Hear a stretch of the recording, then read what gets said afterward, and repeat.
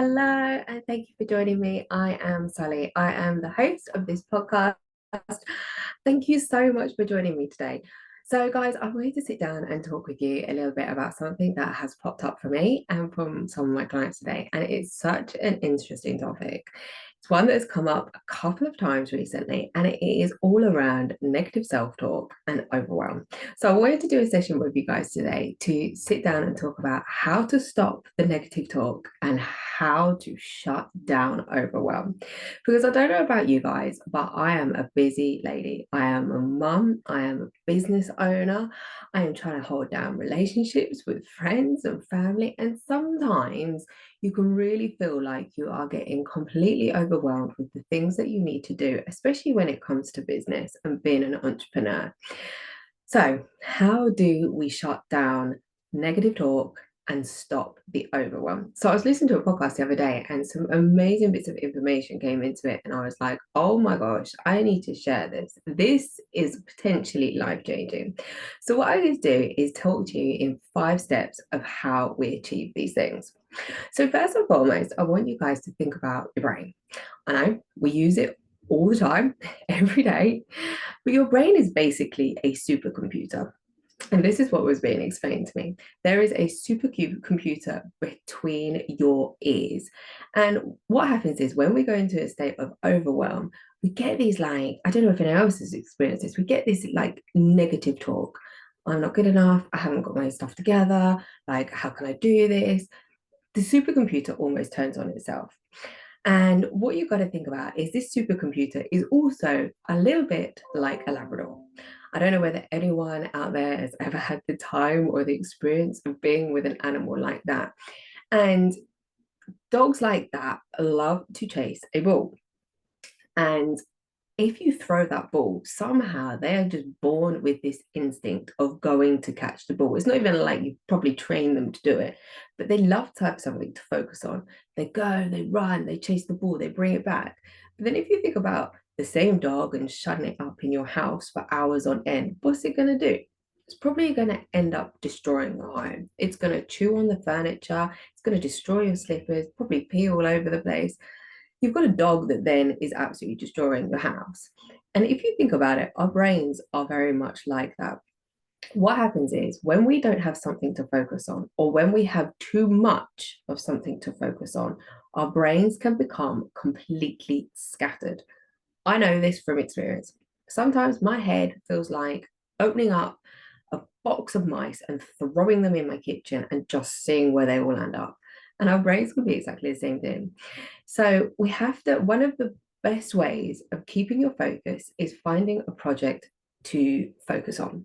And I know when you have loads of different things going on at the one time, actually what you want to do is just focus on one thing. So the way to do this is to think about sometimes when we're in a creative space and we're doing something and we're investing our time into something, we get so lost in it that our other thoughts then don't come to us as much. And we don't get that sense of overwhelm or the negativity coming through. This can be like different things for different people. Some people are really into their sport, and when they're playing sport, nothing else is going through their brain. They're not focused on anything else. Some people are really into their cooking. Some people are really into gardening. Some people love taking walks in nature. When we're doing one specific thing and we're really focused on it and we're pouring our love and our attention into it, actually the rest of the negative talk and self-chatter in your brain quietens. So you've got to think about it like that, like using your brain as a tool to help you focus on one thing, like the dog running and chasing the ball. That is what our brains are designed to do. Because actually, at any one time, there is so much information coming to us that we can't process it. So making sure you have one specific thing to focus on is brilliant. The other thing to take into consideration as well, it's a well-known fact, and there's been loads of studies on this, that overwhelm and anxiety absolutely kill, they drain any kind of creativity. And what I was reading about this study showed that if you flip the switch, actually it works in the opposite direction. So creativity can kill or reduce anxiety and overwhelm, because you have something to focus on, something that you're passionate about, something that you enjoy. And I think that is so true. Like, for instance, for me this weekend, I need to get out into the garden and really, really attack it because it's a mess. And I know actually once I get into that mode, all this other worry or chat in my head and this feeling of like, oh my gosh, I'm so overwhelmed with everything I've got to do at the moment, it quietens because I'm so focused on that task. So this is tip number one: create a project, find something you're passionate about and put yourself into it and dive yourself deep into it, so that then this sense of overwhelm and the negative chat, I promise you, will quieten down. Tip number two. So tip number two is something that Mel Robbins spoke about, I think in one of her books, and she's spoken about it on many, many podcasts that she's done in the past. And her tip is looking for hearts. Okay, stay with me here. You might be like, I don't get it. Look for hearts, how? So what she does to herself every single morning, and this is something that I've started to do as well, and it works, is get up in the morning and say to yourself, world, universe, God, whoever it might be, show me hearts today. Hearts are important to me. Show me hearts today. And sure enough, I've literally just looked up at you and there's a heart right in front of me. Sure enough, what you do when you start embedding something that's important to you, it will start showing up for you. So in our brain, we have something called the reticulating activating system, which I know is a massive word, but the way to think about it is almost like a filter, a net over our brain. And what happens is we have so many pieces of information coming to us at any one time. I think the average stat is 6 to 10 million bits of information coming at us every single second. That is wild. Our brains can't take all that in. We physically are not built to take that information in. And what the reticulating activating system does is it is used as a filter. So it works out what is important and it gets rid of everything else, because actually our brains can only take something between 50 to 100 bits per second. And generally speaking, those bits of information are in regards to our bodily functions. Am I breathing? Is my heart still pumping? Is my digestive system still working? So what we're doing here is getting up in the morning and setting an intention and saying something. We're reminding our brain something that is important to us, so that it can filter out the rest of the stuff that's going on around us and looks for that one thing that you have asked it to. It's almost like reminding yourself and having a sticky note everywhere around the house saying, I want to see hearts, I want to see hearts, I want to see hearts. Now, I get it. You're probably sitting there thinking, okay, well, I'm still in a state of overwhelm and negativity, and these negative thoughts are still there. I don't really understand how asking my brain to search for hearts is going to help me. It's not.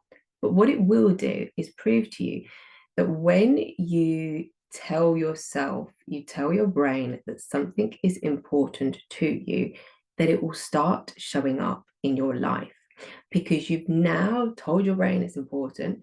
Your brain is now constantly scanning every single environment to look for opportunities, so that it can be like, here you go. You told me that this was important. Now you've picked up on it, because your brain is now much more alert to that thing that you're telling it about. So whether it's be like you want the next business opportunity, you want to find love, you want to make more money, you want to find a new gym to go to, whatever it might be, it is proving to you that if you tell your brain that something is important to you, then it will make sure that when you're in your outer surroundings, that that piece of information you don't scan on pass, that actually your brain picks it up and goes, oh, you told me that was important to me. There it is. So what you'll find is opportunities start getting presented to you more, because in normal circumstances, you haven't told your brain that this is important to you. So it just scans it on by and there it goes. There goes the next opportunity to make money. Because yes, it might be important to you, but you haven't physically told yourself every single day that this thing is important to you. So that's tip number two. Look for hearts. It's something that I challenge you guys with. It's something I've been doing for a little while since Mel Robbins brought it to attention. And I was like, that's actually really true. When you start telling yourself that something is super important to you, then you seem to be finding it all over the place. It's like when you start thinking, oh, you know what? I want to buy a new car. I want to buy a black Range Rover. And then all of a sudden, you're seeing black Range Rovers over the place. You're like, what the hell? Like, I never knew there were so many on the road.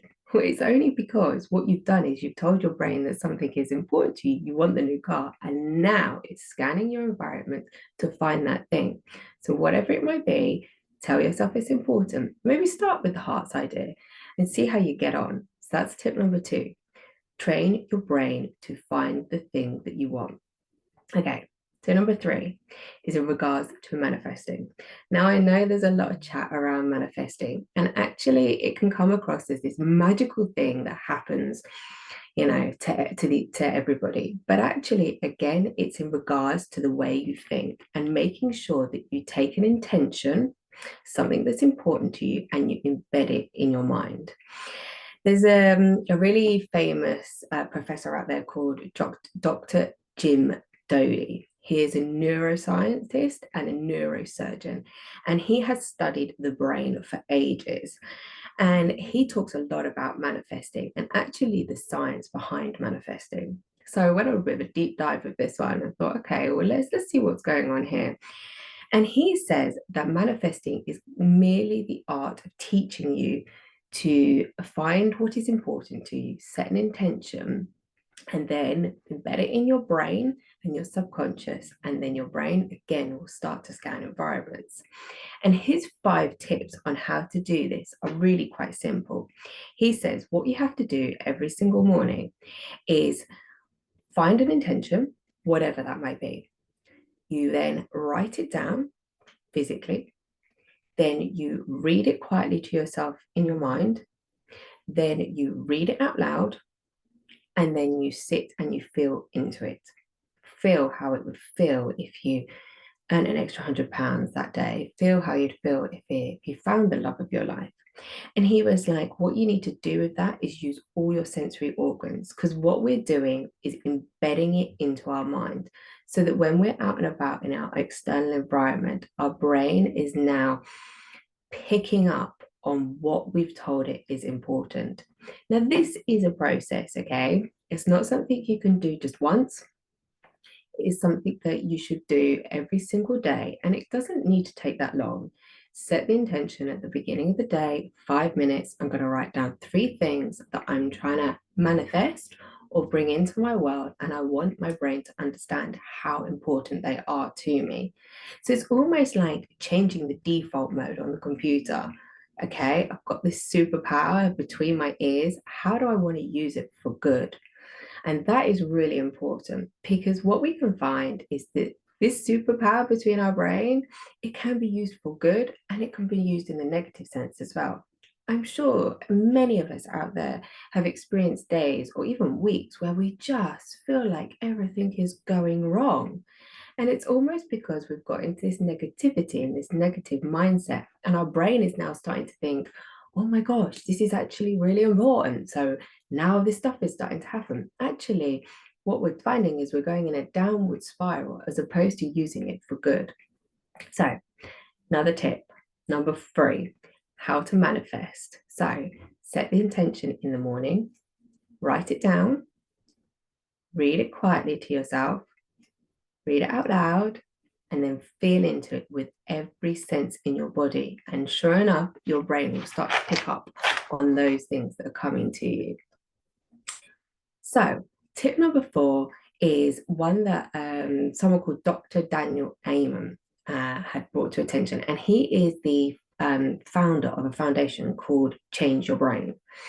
And his tip for the day was to start every single day with, today is going to be a great day. And the reason he said to do this is because when we start our way that day, what happens is our brain actually releases dopamine. We set the intention that it's going to be a great day. Your brain instantly releases dopamine, and that then puts you in a much more positive state to start your day in a great way. Then if you then add in, obviously, manifesting and in the embedding of thoughts and ideas of things that you want to attract, what happens is your day does become a lot better because your brain is constantly scanning an outer environment to pick up on the things that you want it to pick up on the things that are then becoming important to you. He then recommends at the end of every single day, sitting there, no matter what your day has looked like, and saying to yourself, today was a great day because. And again, what will happen is your brain will release dopamine that will put you in a positive state. Because realistically, no matter where we are, there is always something positive to take from the end of every single day. Now, I know from personal experience, like everybody, life throws all of us sucker punches at some point in life. So some people might be sitting there going, yeah, but you know what? I've had the crappiest day. Nothing's gone right. I promise you, there will be something that if you make the choice to make it positive, will have been positive. And that could be anything from if you're a busy mum, do you know what? I've got 2 minutes to have a cup of tea on my own. If you're someone who travels into the city all the time on the tube, and generally speaking, it's quite depressing. Do you know what though? That person let me go in front of them. Or do you know what? I let that person skip the queue in front of me because they said they were in a rush and late for a meeting. There is positivity to take everywhere, even from our own health. You know what? I managed to get out of bed today. And that might be a big thing for you in the first instance. So he says, when you do this, it will put your mind into so much more of a positive state. So that is tip number 4. Embed a positive mindset. Now, tip number 5 is all about quietening your mind. And I know we're all busy. It's a busy, busy life. It really is. And I get it. And there's a lot of talk around being mindful at the moment. And even for me, I was a bit like, I don't really know what mindfulness is.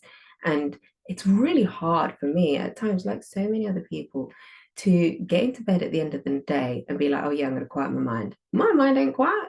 I'm mad. I've got things for Willow that I need to sort out for school. I've got clients that I need to get back to. I've got emails that I shouldn't have sent, that I should have sent. So quietening my mind is a really tricky thing to do.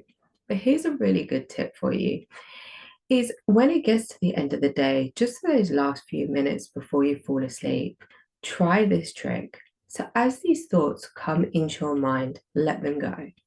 Okay, I know you're going to be like, what? So think of it like this. Think of yourself as standing next to this like crazy raging river. And what you're doing is you're standing there with a notepad and a pen. And as these thoughts come into your mind, you write them on the notepad and you toss them into the river. You watch them come up, you watch them go down, and they go. And then the next one comes in. Right, write the work email, chuck it in. So it's about observing your thoughts and not attaching yourself to them. Observe as they come in, observe as they go, as the next one comes in, as it goes. So not attaching yourself, because what you do when that happens is it's almost like you worsen your thoughts and your mindset. So really observing them. They're coming in, they're going out. Okay, what's the next one that's coming in? Okay, it's that. Okay, it's going out again. And that is one simple way to start learning the act of essentially being mindful, just observing the thoughts that are coming through your mind.